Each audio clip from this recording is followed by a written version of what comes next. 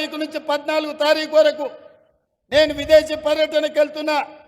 వచ్చిన ఎంబడే 2 లక్షల రూపాయల వరకు రైతులకు ఉన్న రుణాలను మొత్తాన్ని ఆగస్టు నెలలో పూర్తి చేసి మీకు ఇచ్చిన మాట నిలబెట్టుకొని తెలంగాణ రైతాంగం యొక్క రుణం తీర్చి మీ రుణము తీర్చుకునే బాధ్యత ఇచ్చినందుకు మీకు కృతజ్ఞత చెప్పుకునే అవకాశం ఆగస్టు నెలలో నేను తీసుకుంటాను తెలియజేస్తున్నా.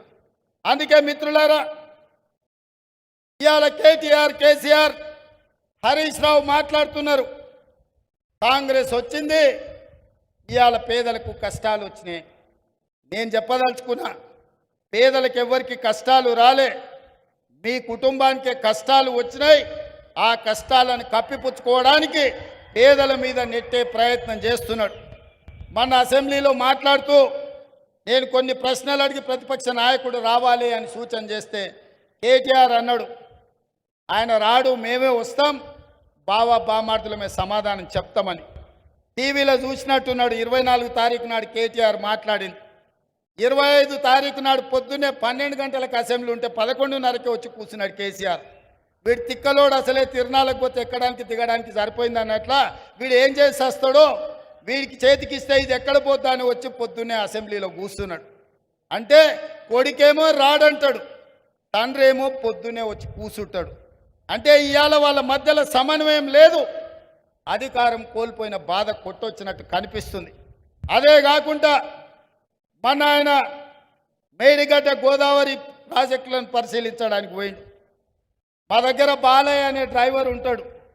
వాళ్ళ కొడుకు అక్కడ ఇక్కడ అడావిడిగా తిరుగుతున్నాడు. వాడు 10వ తరగతి పాస్ అయింది, కానీ వాడికి ఏందో ఈ తిరుగుళ్ళ అలవాటు. ఊరికే టీవీ చూస్తున్నాడు. కేటీఆర్ ఉన్నాడా సార్ అంటుండు. ఎందుకురా అంటే, సార్ కేటీఆర్ గారికి సెల్ఫీలు దిగుడు, సెల్ఫ్ డబ్బా కొట్టుకున్నాడు అలవాటు. అసెంబ్లీలో నోరు జారుతాడు. ఆడ మేడిగడ్డ గోదావరి జిల్లాల కాలు జారిండు అనుకో, అండ్లబడి కొట్టుకపోతే లేనిపోని పని అవుతుంది అన్నాడు. మరి ఏం చేయాలంటే ఇది కూడా కష్టమే సార్. ఆయన నీళ్ళలో కొట్టుకపోతేనే కుటుంబానికి విషాదం, బయటికి తీస్తేనేమో ఇది రాష్ట్రం మొత్తానికి విషాదం అవుతుంది. ఎందుకంటే ఈ తెలంగాణను తెగనమ్ముకుంటారు వాళ్ళ కుటుంబం అని. అందుకే ఈరోజు ఈ తెలంగాణ రాష్ట్రంలో ప్రజల్ని వంచినందుకు 2023లో ప్రభుత్వానికి రాకుండా ఓడగొట్టిండ్రు. బుద్ధి మారక, అహంకారం తగ్గక అల్పం మాటలు మాట్లాడుతుంటే పార్లమెంటులో గుండు 0 ఇచ్చిండ్రు టీఆర్ఎస్కు. ఇప్పటికి కూడా వాళ్ళ బుద్ధి మారలే. ప్రభుత్వం చేస్తున్న సంక్షేమ కార్యక్రమాలకు, ప్రభుత్వం తీసుకుంటున్న నిర్ణయాలకు సంపూర్ణంగా సహకరించి ప్రతిపక్ష పాత్ర పోషించి ఈ ప్రభుత్వానికి సూచనలు ఇస్తే కనీసం పంచాయతీ ఎన్నికల్లో ఏమైనా వస్తుండే. కానీ ఇప్పుడు పంచాయతీ ఎన్నికలలో కూడా వాళ్ళకు వచ్చే అవకాశం లేదు. ఇక్కడున్న వేదిక మీద ఉన్న మా నాయకులకు నేను ఒక మాట చెప్పదలుచుకున్నా. ఇక్కడున్న మా కార్యకర్తలకు అసెంబ్లీ ఎన్నికలు అయిపోయినాయి, పార్లమెంట్ ఎన్నికలు అయిపోయినాయి, నాయకుల ఎన్నికలు అయిపోయినాయి.